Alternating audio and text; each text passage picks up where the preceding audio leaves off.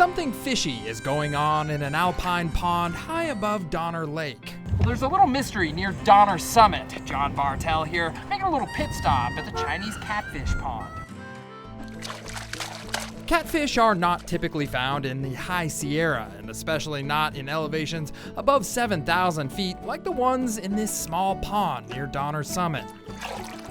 Locals call it the Chinese Catfish Pond, and it's located just up the hill from Donner Ski Ranch next to Lake Angelo.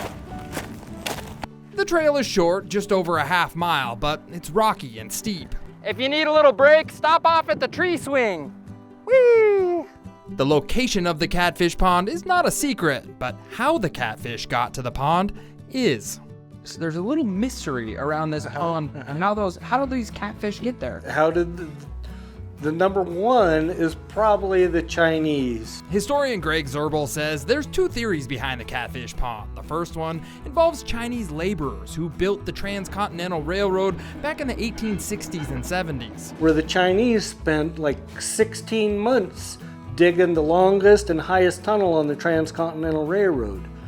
And we have record that, right, fish were being planted all over the place here.